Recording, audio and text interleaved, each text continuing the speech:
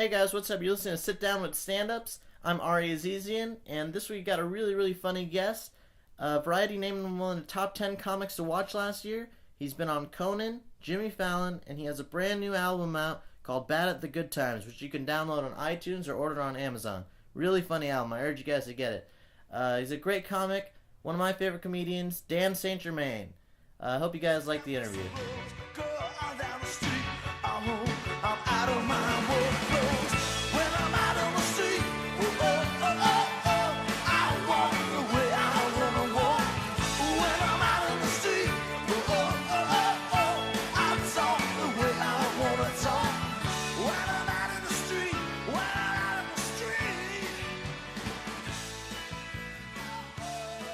Yeah, no, it's I had a script deal with them last year, and the show didn't go, but they gave me a new script deal this year, which is great. And I'm working on it with 20th Century, and we're just kind of getting the idea ready, and then usually it's kind of a longer process. You go to the studio, and then the studio likes it or doesn't like it, or they have notes.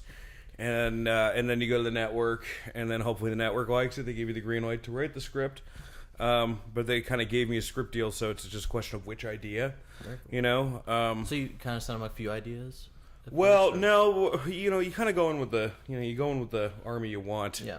And then afterwards, if it doesn't, then you come back. But I'm pretty I can't really talk about the idea yet, but I'm pretty confident in it. It's a whole different thing when you're writing for network versus, because I wrote a show for Comedy Central, and you can kind of get more out there that way. Right.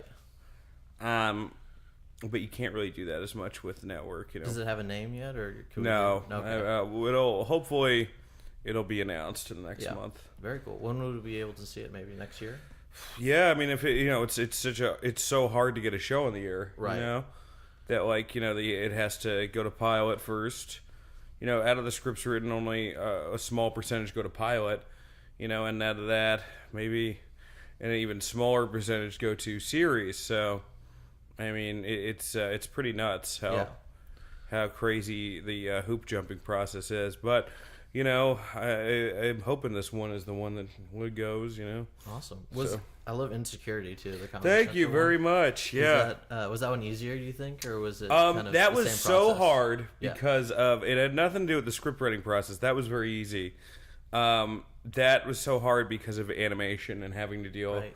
And I still think that I really just figured that because I made one animated short with Barry Rothbard, who's got a great web series awesome, on Comedy Central now. He's so funny. And animation is. I don't think that I would write another animated show again. I would write on someone else's, but I don't think I would create my own just because of how fucking difficult, it is, and how, because, you. No, I was wondering because, do you write the script and then do all the voices and then get the animation back into? And then you really have to you can't really do any because our budget was so small, right? Because we only had Janine for a day. We only had. You'd have to you really have to. Sometimes telegraph move the arm here or the joke doesn't work so it's pretty intense, man. I mean, I don't know if and I'm kind of a little bit disorganized, but opposed when we made Kickin' Dan out, and that was so fucking easy because it was me, it was my character. I knew what I wanted, and my director at the time, Adam, who I still work with him in New York, it's just so much easier when it's live action, Right. It's so much easier. Kicking Dan out is great too. Where Thank did you. that idea come from to just get kicked out of? Yeah, I mean, it was episode? just I thought of the simplest idea possible, and I gotta say I think I'm better at those because and then after that I can kind of build on it if it's a simple premise. But I just thought it would. I was really happy with it. And we made 5. We wanted to make more, but unfortunately. Yeah, what happened? Was my damn channel kind of went. They went under. Not under. It's just in a small. It's a lot smaller than it used to be, right. and so the budget kind of. Yeah, because we got great reviews, and we got railroad up, and Split Cider, which is whatever, but it's still nice. And It's such a funny show too, because you can kind of like pick up at any episode. thanks, yeah, it's the same thing each like time. The Insane Clown Posse was my favorite one. Yo, we were wearing thanks. the Peter Criss makeup. Yeah. It's such a great. Thanks. Yeah, I was, and I got such, I got to, the coolest thing about doing all these things is like, with Kicking Dan Out, it's like I get to work with Chris Gethard, I get to work with Ted Alexandro, I get to, work with Kate Berlant, and then with Insecurity, I get to work with Janine Garofalo and Henry Zabrowski and, Andre Royo from The Wire, and then, when I do my podcast every week, it's, you get to sit down with these people that a lot of times you don't have to. Like the fact that we got to in one day, I remember we interviewed, Mr. Kennedy, who was a pro wrestler, and then Dave Hill. It's like, what a crazy fucking day that was, Yeah. Or then, going from like Dante Nero to Cornmo, just such different personalities. Right.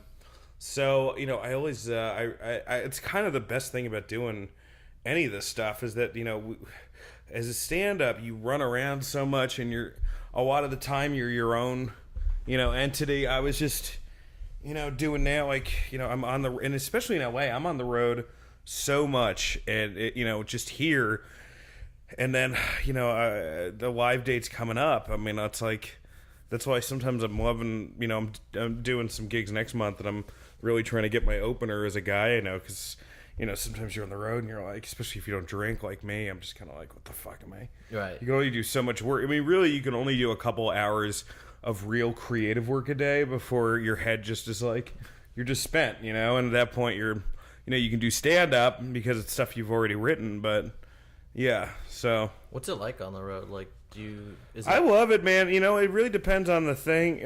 I was in Vermont last Friday. It was awesome. When is this coming out? Today. Actually. Today. Okay, so I'll give you my live dates. I'm in Denver actually Friday. Wow. Next month I'm in Portland. I'm in Rhode Island. I'm in Somerville, Massachusetts. I'm in San Diego. And you're flying to all these places? Well, San Diego I drive. Okay. And then to top it, I'm doing kind of a Northern California run on the top of November. I'm going to be in Sonoma and Santa Cruz and Nice. and San Francisco, and then Where are you playing in San Francisco? I think it's like the Dark Room Theater. Oh, awesome! Yeah, that's yeah. a great venue. Oh, Love that cool. place. Yeah. And then at the end of November, I'm doing a show in Seattle, and then December I'll probably. I mean, so far I'm going to be in D.C. and I'm going to be in Maryland, Wow. and yeah, I should be doing an upstate New York run, and I should be doing maybe Nebraska one night. So yeah, I'm trying to still keep kind of on the road and do some. I get up a lot in L.A. and New York. Right. Whenever I'm home. That's my question. So, like, you're from New York as a stand-up, Yeah. and you work out here in LA a lot too. And then Yeah, you're well, I also live doing- here now. Yeah. and you're a road dog. You're out on the road all Yeah, the time. yeah. I mean, as a comic, do you think, when you really got better, was it in New York because you got more stage time? Well, I every night, started or- out in New York, Yeah. and I've been. This month it'll be 8 years I've been doing comedy, and I started out in New York, and New York really is a. The good thing about New York is it's very sink or swim. The bad thing is that you are sometimes you're not fully cooked yet when people see you. Yeah. So to any comic starting out, if I could give any advice, it would be move to Boston, Chicago, or San Francisco, or maybe Austin. Start out there. Start out at a town that has comedy in it, Right. And some good comedy. But like if you're a year and a half in, Comedy Central's not going to be there. Exactly. Yeah. Which is like a big thing. But if you so New York, it was kind of like, oh, sorry, New York, it was kind of crazy because it was like, sometimes you're doing shows with your heroes and you're like, I'm not ready for this shit. Who are some of the people that you got to like open for? When I was in New York, I mean, I think I first started like actually getting okay. Like 3 years in, Okay. I would say. That's really 2 fast, years yeah. it was okay. My first year was pretty bad, even though I probably had the most confidence I've ever had. My second year it was. I started to gets kind of get it, and then second and third year I noticed like a big leap as far as like I was doing a lot of shows, and it was like I was doing like, oh, like I was like, oh shit, I'm doing like 15 shows this month, or it's not just open mics, Right. And then 3 to 4 years in, that's when I started to get booked a decent amount, and then kind of like when I was able to quit my overnight job 4 years in, so it's been about 4 years just doing comedy now without a day job. I think I did one moving job, and that was awful. But 4 years where I haven't fortunately had to do anything but this, which is crazy because I still bitch sometimes about my life, and it's like. But you've had awesome jobs, though. This is From what I've great. heard, you were like a bartender at Yellowstone. Yeah, I was a National bartender Park. at Yellowstone. That was actually the script we sold to Comedy Central, which unfortunately didn't go. Oh. I was an overnight security guard. I was a day security guard. At the Metropolitan? At the Met. Yeah, I was a Wow. PA at Conan. Conan, too? Yeah, I was a PA there. And that was so cool last summer doing that show for the... Did he recognize you when you... No, he didn't recognize me. But some of the people actually who worked there Yeah. did. And I'm hoping to do it again Awesome. soon. Yeah. That was a great set, too. Thank you. Yeah, it's always that room is so big, Yeah. and the old Conan studio it's so small, Late so it night. feels more of like you're actually doing a show in New York, Right. And it's really like almost like like this real weird like Christians and the Lions thing. Like you walk out of the curtain and the audience is like above you, and it's a little bit tougher. But it was just kind of really cool to be like, oh, okay, I did this. Right. I actually made this work instead of. What's that like, kind of just going on Conan or a TV show like that? I know you've been on like Ferguson, and I was on Fallon. I've never been on Ferguson, No. but you're on Late Night with Fallon, right? I was on Right. the old one. But I say Fallon in my credits so people can try to guess. To hope it was the other one. But it's cool, man. I mean, it's surreal. It's not actually as surreal as. Is it hard because like you have somebody like Conan or somebody open for you, and there's not really like stand up going on until you get on stage, like Yeah, it's a little hard. It is a little bit hard, but do you rig your set to like come out with like a bigger joke in the beginning? well, sort of? like I always say, come out, do a short, fast thing that gets a laugh, and then Right. you got to remember when I did Fallon, I did like an appearance thing up front, like which I remember my first little thing that I said didn't really get that much, and then the second joke blew up, and then after that it's just straight killing Yeah. after that. But I was kind of nervous with the first one, where it was just like a little joke, and it just kind of got and then I did the second joke, and I was like, oh, That's awesome. perfect. Yeah. I'm fine. So that was cool. The Comedy Central tapings are so easy, because there's this lady, and I The always half-hour blank special on her you did? name. Yeah, the half hour, and then I did John Oliver. Right. And they're so easy because whoever the crowd work coordinator is, the coordinator there, she's so fucking awesome. And I'm blanking on her name. Wish I had her name. And if I ever have a show that's live or even a 3-camera, I want her As a so crowd, bad. yeah. Yes, she's amazing. It just makes it easier to come out to like. We're doing stand up. Yeah, she just keeps them in line, and it's so cool. Yeah, she's great. So those theater shows, like the half-hour specials, there's, because when you watch them on TV, it's just Mm-hmm. like you're coming out, but there's more to that. Like before, there's like a crowd.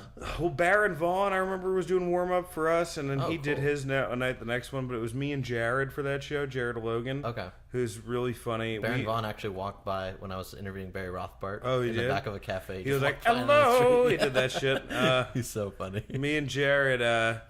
Well, we had a 2-man show at UCB, so that's interesting, and we just did it midnight together in May. So we've kind of always been linked at the hip as far as at least New York when he came from Chicago. So that was cool. It was like perfect that we were on the same, night. Like I felt really great about that. So yeah. That's cool. So the crowd's seeing like actually like an hour of comedy that night. Yeah, crowd scene. Well, a little longer than that because Baron did some time up. He did probably like 15 minutes up top. So they've got a great. And I remember the show before us was Soder and Joe DeRosa, who are two of my favorite comics, and they're great. They're good friends of mine. So it was great seeing them, and it was cool, man. It was actually a little bit. When I got off stage, I was a little depressed because it's almost like you built up, because I was about 6.5 years, in I got the special, and you build up all this material, and then it's over, and you're like, what what the fuck? It's over. Right. So, I was gonna ask, yeah, like after you do a special or a Conan, or after your album release, Yeah. do you sort of go at it before you put your album out? Do you like, I want to have 2 hours of jokes before I do this, or do you just wipe? the slate No, I mean, completely? I don't know, man. Because here's the thing: is I was headlining for the first time last year, and some dudes, they did the half hour. I think Sean Patton's one of those guys, and God bless him, where they do it and then they get rid of everything. And I'm one of these guys that I can't get, like I was headlining, so I was so terrified. I just want to do whatever worked, And but now I've been very much having an emphasis of at least every show putting something new that I wrote that day. And, I'm going to try to do that tonight. I may not. But tomorrow I'll do it. And Wednesday I'll do it. And Thursday. And then Fridays. It's on the road. You get to test out a lot of stuff. If it's like small indie shows. Like if it's bigger ones, I don't... if it's at a club, you kind of want to work there again. But if it's like one-nighters where it's like young guys, it's like an alt room or it's so much because Yeah. they're so much more forgiving, and if you fuck something up, you can come back to it. And, But when you do like a joke every night, like you think you're gonna have a whole new hour pretty soon, right? I'm gonna try to do that, man. I mean, I'm trying to, that's the amazing goal. to do a new joke every day. Yeah, Let's see. that's awesome. Well, a lot of them don't work, so because I was counting yesterday. I had written down since the half hour, probably a year and a half.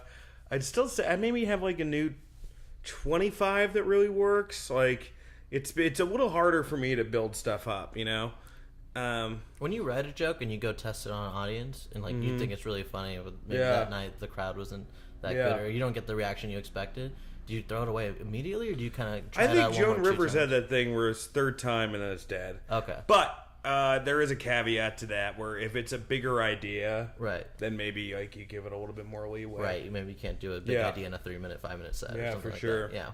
Yeah. To take it back, you're from New Jersey, right? Yeah, I'm from Rutherford. Cool. And I moved to Westchester when I was about 13.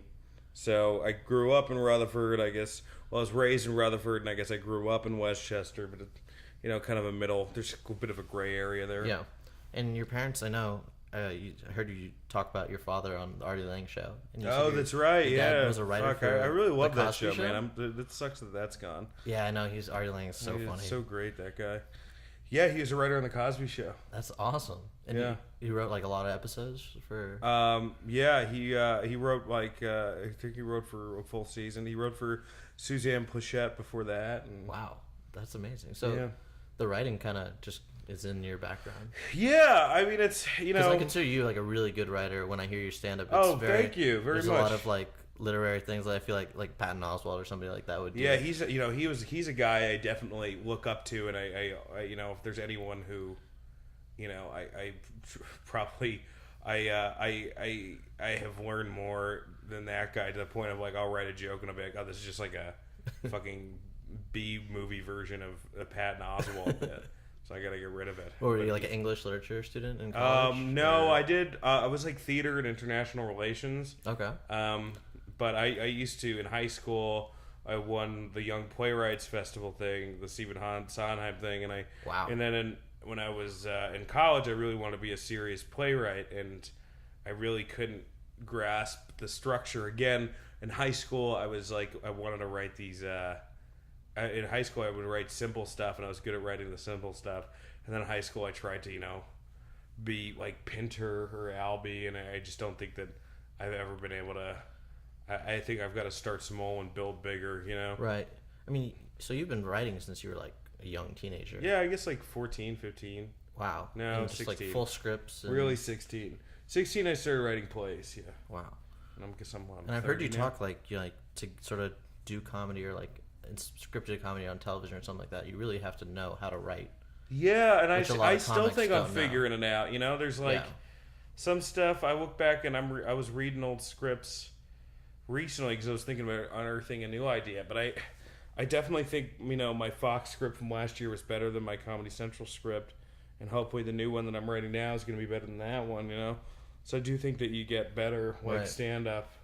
No, I'm the excited more for you your do show, it. I 'cause- hope it. I hope it happens, and if not, You see like some sitcoms and you're like, oh, in the comics the main character, you're like, oh, that's just Right. a bunch of jokes that are stringed together in a Right, loosely yeah, fit story. I'm hoping it.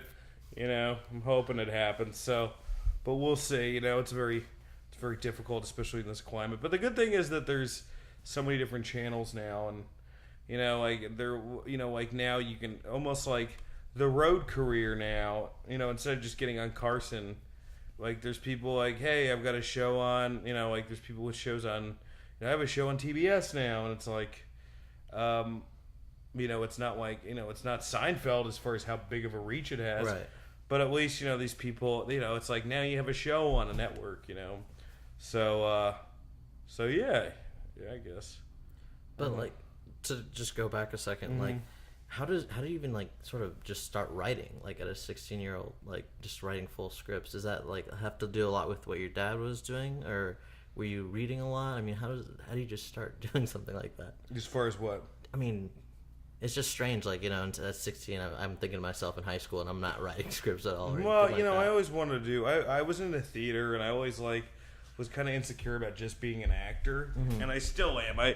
I could never do that now. I have a lot of friends who are actors, and they love it, but I don't think that now I could ever. So I kind of want to create something that's my own, and the more you work for yourself, the more other people are going to want to work with you. Right, exactly. If you're just, God damn it, I couldn't I came very close 2 weeks ago to booking a very lucrative commercial campaign. And I didn't get it. It was between me and another guy. They went with the other guy at the end. But if I was an actor, I would have been fucking devastated. Yeah. But because I am a stand-up and a writer, I'm just like, okay, well, back to that would have been nice. It's almost like fake money. Like when I book something with just acting, it feels more like fake money than actual, it's house money, opposing to stand up or writing or right. And you're in control too, and you get and you're in control, and it's like as an actor, whenever I book anything, I'm much more grateful of like, wow, okay, because like with stand-ups in general, they're not used that much as actors, so whenever you get anything, you're just kind of like, because I just filmed a thing in June for the Friends of the People that's coming out on True TV. I'm going to be on that for an episode. Sweet. Yeah, and it's really just because I'm friends with Kevin and Josh and Germain, and that's the only reason I got it. But so whenever I do that kind of thing, I get really excited. So Dad was a writer for TV. Did you ever go to any of the tapings? No, I was like meet 3 or Cosby 4. Okay. And what did your mom do? She's a teacher. Teacher. Okay. Very cool. So yeah. What does she teach? She teaches special needs kids. Special needs. Okay. So like all around like math, English, everything. Yeah. And do you have any siblings? Yeah. I have a sister who's in Thailand right now, I believe, or Taiwan. I'm not sure. I'm a bad brother. But she's there and with her boyfriend, so she's teaching over there. And cool. I think she's about 4 years younger than me, so she's figuring it out over there. And I think she wants to get her master's later on. Well, how'd you like sort of discover that you were funny, or like you wanted to be a comedian? Man, I'm still wondering. Was it like a funny dynamic in the house, or? I guess I was like the funniest person in, like my family, but like some of the shit that I did when I was a kid that my aunts and uncles and my parents would laugh at was just outright, like I did this Jamaican man character, and I was like, this is outright racist. And the stuff I did in high school, because I was like doing sketch comedy in high school. Yeah. I did stand up 3 times in high school, and I ate fucking my dick each time. Except for one, because I didn't think you had to go up and do material. I thought you could just be funny like Robin Williams. And just riff on the crowd. No, I ate it terribly. And I did these skits, and I remember I'd torture the morning announce lady, because I would do all these like things advertising for whatever thing that was coming up, and they were so bad. But thank God, I did them and got those out of my system. And so your first set was in high school? I did a couple. I really wouldn't consider those. Was it at school, like a talent show? Well, yeah, because I did say Harry, but I did 2 stand-ups really for this one show, which bombed, and then I opened for a friend's band, which bombed. And then I did basically just weekend update shows and another Battle of the Bands that did really well. Nice. But I just robbed the Saturday Night Live format. It wasn't like I basically did like a late night thing, you know. So and then I didn't do it for 4 years, and then But were you doing like characters and stuff? And you said you were doing just like riffing and no. I don't know, man. I mean, thank God those tapes aren't in existence. You know, I mean, I can't tell you how brutal those tapes were. So when was the first like actual set where you wrote jokes? 22. 22. After college. Okay. I think like that September. Was that like a open mic club? It was an open mic at the Pit People's Improv Theater in New York. Okay. Did an open mic there. I got a couple laughs, and then I kept doing it. Me and Mike Lawrence and Mark Normand would just do an insane amount of open mics every week, and I think Mike and I have calmed down a little bit. Mark still fucking does an insane amount of shows every week. Like in New York, I was kind of getting burned out because I was doing all this writing and I was still doing like 40 shows or 50 shows. And here I'm down to like 30, and it's like a world of difference as far as like, Right. like just feeling like, oh my God, I can breathe. Which, some people, if in New York, it's like fucking Norman got up 90 times in 1 month. Jesus. And it's something like that. It's crazy. And most comics who are really doing it in New York are probably getting up 60 times a month. And I was at times getting up. I was getting up like 50 times a month. And out here, I'm like, I got up. This like last month I got up 35 times. This month it's like 26 or 27. And I feel like, and I'm like kind of feel guilty because I'm like I'm not doing as much as I used to. But I'm like also kind of like actually thinking about what I'm saying on stage and. Right. Really, like when I do a show now, I'm really excited to do it. I'm really excited to get in front of an audience rather than there were times in New York, especially when you're doing those Friday and Saturday night ones, where like I remember one night I had 6 shows in one night, like I said, and I was just like, by the end of it, you don't even know what the fuck you're saying, You're just repeating the same. Yeah, like and I'll do it like in December. I'll be back in New York, and I'll go on a crazy run for like I will try to get up like. At least like 6 nights a week, probably. And I'm so fascinated by that. Like everybody who's telling me they're from New York. Like Helen Hong was telling me she would go up that much in New York. Yeah. You just walk from club to club. How do you get to 3 or 4 sometimes clubs in one cabs, night? sometimes you lose money, sometimes you. Because in LA it's impossible to do that many. LA, it's like I remember LA. You can do 3 if you really fucking hustle. I know people who do 3. I've done 3 when I come here for visit for 2 weeks, but. I think I'm doing like this week I'm doing 2 on Tuesday, 2 on Wednesday, 2 on Thursday, and then Friday I got a Denver gig, and then and then I've got like 2 shows Saturday, and then I think I'm off Sunday. Maybe I have a show Sunday, I don't know, but tonight I only have 1 show. But I don't know, I don't really want to do more than 2 shows a night here. Right, yeah. It's just too hard. Just, the commute is terrible. Commute's like really bad, and driving's. There's more sociopaths on the road here. Yeah, exactly. Who are some of the influences that you had, like, in stand-up or comedy in general? Well, I think Patton Oswalt, again, was really... I mean, what's in my car on my iPod right now? And on my iPod, it's Dana Gould. I Know It's Wrong. Dave Attell, Skanks from the Memories. Todd Glass, one of his albums. Cosby and Newhart. I think those are the 5 that are on Cosby my... and Newhart, nice. Cosby himself, and then Newhart, it's like a best of sort of Best thing. of, cool. And then I have somebody else, some Midwestern guy, Greg Daniels or something like that, or I forget his name. So yeah, those are the 6 that I have on there. And then I've got, if you look over there, I've got like, Patton Oswalt and Todd Barry and Mark Maron and, Bill Burr's on my iPod and Tig Notaro and Patrice and all those guys. Yeah, important. Like all the alt legends, basically. Alt legends. I love Chappelle, and I've watched all Kevin Hart stuff, and I love Stanhope stuff, and his Beer Hall Push thing is incredible. I just saw Eddie Pepitone's new special. That was awesome. I saw Shane Moss's new special. That was great. So yeah, I listen a lot. I'm meeting Shane Moss tomorrow, actually. Oh, are you? Yeah, tell him I said hi. I got Kyle Kinane's one over there, and there's a bunch of ones I have over there. Did you have like the voice that you have now as a comic, like right when you started out? Like, how did you no, I did a character when I started out. I did like this. I heard you did puppets. Is that true? I did puppets my first year in. I'll stand by the fucking puppet show though. There were some funny bits in that show. What was it? But all my friends now, especially Sean O'Connor, how like you did the puppet starting out. I'm like, I can hear how dry you are in your fucking voice as you called me out for that. But I did like I did that character. I did like one-liners, and it's funny because I really hate one-liner comics now. I don't hate them. It's just never been my fucking thing. I always feel like it's I like your style though, because it's like, you're telling a story on stage, but there's also like jokes, like Yeah, there's really jokes in well-crafted there. jokes. I my bits are so short. I think my longest bit's like 2 minutes or something like that. It's really short.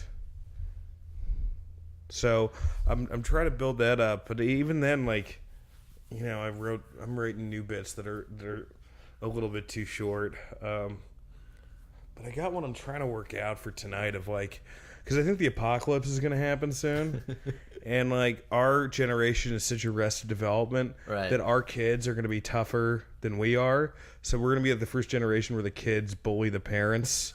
Where it's like, I'll give you my dad for a pack of smokes and a new mom. Shut up, Dad. Santa's not real, but the devil is. So that's a new one. I want to try that tonight. Maybe that'll work. That's so true. Yeah, our kids are gonna kick our ass. Yeah, there's no way. It's not there's gonna no be way. that way. It's one of two ways, pretty much. Yeah. But I see you got some like Walt Disney and comics. Oh, Walt Disney. I haven't read. Those are ones. I have tons of books in New York, but I only brought the ones that I haven't read yet. So, or the ones that I've read and are all like meditation based. Like there's like Thich Nhat Hanh and Pema Chodron, and I probably mispronounced names, and Jack Cornfield and all that shit over there. Yeah, so now tell me, like, when did the bartending in Yellowstone happen? Like, that's such that was my cool junior job. year of college to my senior year of college. Where'd you go to college? I went to the school, University of Evansville in Indiana, which I was pretty miserable in college for the most part, but I'm glad because it's making all this stuff. I also I was kind of glad that I lived in such a shithole in New York, because everybody talks about how depressed they get when they come to LA, but it's like I have my own place now. I work here. I have work to do. I'm not at all depressed here. I'm depressed. Right. I'm depressed, but I'm always kind of depressed, But there's nothing new about this depression, I mean, it's hard to hang yourself from a palm tree here, It's a great one, yeah. That's totally true. Yeah. So, I mean, you've done Kicking Dan Out, Insecurity, and you're writing a script for Fox. Yeah. You've done an album in the past The album, year. yeah. A podcast. I have a podcast. I love the album, too. It's so Thank you funny. very much. You said your favorite song is Hey Jude. No shit, my favorite song Oh, is yeah? Hey Jude. I always Yeah, I thought like it a was lot. so I don't know if weird. it's my favorite, but I was like, this way you can. I it's thought it was easier. so weird, like, that Paul wrote Trying to the work on a song. new John Lennon thing where, because everyone's surprised that NFL players hit their wives, and I was like, that's ridiculous. You'd be surprised. John Lennon used to beat the shit out of his wife all the time. So, He was a terrible it was just person. he was a Besides great guy. Imagine and, It's like, someday you'll join us. I meant now, Karen, not someday. Now. The fuck over here. So I'm trying to work on that one, too. Yeah, he was a pretty terrible person. Yeah. And then you like Bruce Springsteen? Love Yeah. Bruce Springsteen. She's my favorite. Have you seen him before? I saw him at MSG, that HBO Yeah. one, when I was it's like 13. Oh, awesome. It's awesome. I saw him in Oakland like Was a he couple good? years ago. He was amazing. Oakland's good for it because Oakland has that. It's all like a bunch of Occupy. Yeah, Poor but he people. got he did a stage dive, got Yeah. carried out like way too far, and then in his like lapel mic or whatever, he was like, "Shit, take me back," and he was like pointing to the stage, and people were just taking him all the way over the edge. Yeah, they all want to touch him. He's great. And you said you wrote jokes for musicians. I work for Fuse. I wrote for Mark Hoppus, who's a sweetheart from Blink 182. I worked there for 6 months, and then that was kind of a crazy job because they loved me over there. I was on as a panelist, and I still say the first time I was on as a panelist was great, and then after that, it was kind of like diminishing returns from me. But I went on there, and they didn't really know what. And Schumer was hosting then, and they didn't really know what to do with me. I mean, they didn't know what to do with comedy. I shouldn't say do with me. They loved me, but we would pitch comedy every day, and nobody would do it. And then it went from an hour show to a half-hour show, and there was then literally no room for comedy. Ugh. And then they fired a bunch of comedy people, but they kept me because they liked me so much. So then they're like, "We want to use you. How about music journalists?" I'm like, "Well, I didn't go to school for that. This is not going to work out." Yeah. So then I would submit my questions to the producers. They're like, and I'm like, they're like, "Hey, have you done this before?" I'm like, "No, of course I haven't. I was hired as a comic onto the show." Yeah. It's like, of course I'm not. I have no training for this at all. So eventually they let me go, and I don't blame them. It was good money. That's a sweet gig, though. It was good. You It was get to good tour with the money, band and like sort of. I didn't tour at all. I was in Madison Square Garden. I was at MSG, and I was right across from, and I would get breaks on concert deals. And so, but then I was, like a lot of the producers there, I met a guy, I worked with Kevin Hallahan at Best Week Ever. He's great. And when he was with me there, I was working on, I did Fuse's Video by Trial Talking Head show there, and that was really fun to do. And then that ended after like 13 episodes. So there's really no trace of my career at all. It's like everything ends after like a season or two. Yeah. But that was kind of a fun show to do. And then Variety named you like top 10 comics. Yeah, to the watch. 2013. Yeah. Then they get a new one this year, so now nobody gives a shit. But it was fun for 2013. It's like they take you to like a nice little banquet in Montreal, and it feels like very Hunger Gamesy. Did you do the Just for Laughs too? I did, yeah. Well, I did the New Faces, and then 2 years later, I did the. I'm gonna go back there again. I love that place. 2 years later, I did the variety show, Comics to Watch, and then I did HBO Canada show, and then I opened for Pete Holmes. That was awesome. Oh, sweet. God, that was the best show out of the whole fucking week. You know what I mean? He seems like the nicest guy, like in the world. Yeah, he's really nice, and it's just his crowds are like awesome. Man. Really, yeah. They're so great. Yeah, they'll just go with you on anything. Do you ever do like stuff at the Largo? Because I know I've not done Largo yet, Yeah. and I really want to do Largo. I really want to do it, but it's like those shows are so few and far. It's not like a regular show, so you can't really ask to be on it. You just hope that somebody brings you for a special event. But I really would love to do that. Yeah. I think you do great there, like the lyric. You play the lyric? Yeah, it would be great. Yeah. The lyric Hyperion? No, it's just this little... I think so, actually. Oh, yeah, It's I've a done really that one. small room. Yeah, I've done that one. That one's great. That one's a cool one, yeah. Yeah. And so, like, when you get stuff like Variety's Top 10... Yeah. Like, does that just, like, bring, like, more people to your shows? Or, like, what is No, that? it doesn't. It gets you into more rooms, you Okay. know? I mean, it was really... Because the Comedy Central show didn't go, and I was kind of like, oh, what am I doing next? And I got the Variety thing, and that got me, and I got Conan... And I feel like that got me into more rooms so I could sell the first Fox show. So Right. you kind of always use the one thing to propel into the next thing, because you don't know how long they're going to be around for. I mean, you mentioned, like, Carson was the key of success. Like, right yeah, now... yeah. Is there There's really no key one? to success. I guess the Tonight Show has the most ratings, but there's no. You just kind of keep a bunch of projects Yeah, no, but going. the good thing now, it's like, it's not like if you get fired from something or you get, like, you don't want to have a bad rep all around. But, excuse me, like, it doesn't matter. There's not one thing that's going to make or break you anymore. And like, network heads change so much and executives that it's like, you really can't get, it's not, and nothing's over ever. Right, yeah. Do you do a lot of, like, writing for, like, maybe, like, other comedians or, like, punch-ups on No, scripts or anything? I've done some punch-up stuff for like, Comedy Central and Sci-Fi, like, promo stuff, but that's about it. Okay, cool. So, what's your, like, dream, like, 10 years from now, if you were to... I mean, I'd love to have a show on the air for a couple seasons. Is TV really your thing, or, like, movies? It would be nice to do a movie, but right now everything I've been writing is for TV. I've written a movie by myself, which unfortunately the premise, it seems like it's a new show coming out, so, like, there's somebody else's, which sucks, but, that happens all the time. Yeah, I would love to do that. I mean, but most part, I'd really love to have a show on the air. Yeah. That's the number one. That's really the one thing that I want to do, and I want to leave a really good show behind, even if it's only around for a couple seasons. That's my big dream, and then, after that, whatever. Everything else is just gravy. Yeah. I know you can't talk about the show. No, that I can't. much, but are you interested in, like, story-driven stuff or, like, sketch comedy? Like, would you do Not SNL sketch. if they, like, I asked wouldn't you? be hired for SNL. No? No, because, like, I feel like either you have, like, a real raw, unique, because, Pete Davidson just got hired today. He's, like, young, and he's so, like, he's such clay right now as far as being able to be meld. And I don't have that. I'm not really moldable, and I'm 30, which isn't, like, it's not, like, too young for that. It's kind of like a little bit getting too old for that show. And I really haven't done sketch comedy's really fucking hard, man. And it's, like, I remember me and this one guy tried a sketch show. I mean, shorts is one thing, but sketch is, like, really fucking tough. And I submitted. I remember I gave a tape to my agents, and they're just like, I don't know about this. But will I do it now? Probably not. I'm also like, I think I'm contractually obligated with with another network right Right. now. So I don't know. Maybe I would at some point, but I feel like that ship's kind of. And I've always been better with character dialogue. Right. As much as I try to be like alty, I mean, I've always been better. Like I would have written probably like out of all the shows that have ever come out, I would have been the best. With the show that would have been the best fit for me would have been like the Drew Carey show. Yeah. As far as a writer, but those shows are really hard to find anymore. The ones that are like character based but also silly and kind of Right. weird.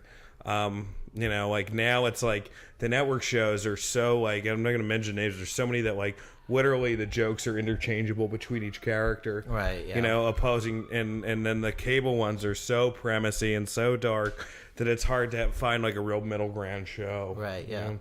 I feel you. No, I just asked that because I love the intro with the. Oh, with that's the chuckle right. nuts. Yeah, Modern Family I love, and Parks and Rec because I feel like they still write jokes for all their characters Yeah, that's specifically. fair. Parks and Rec is very character driven. Yeah, the the single cam. But I'd love to see. I'm writing a multicam now. I'd love to see a multicam again. Like Cheers or anything like that, Yeah. where it's like actually you write for the characters and not just like it's not just seems like a joke factory vehicle. Right. Well, I'm really excited. I hope your show. Comes Yeah, I out hope so 'cause too. I think you're really funny, so I think. Well, it's gonna thanks be a so great much. show. Thank And you. I appreciate thank you it. for doing this today. I had a great time. Yeah.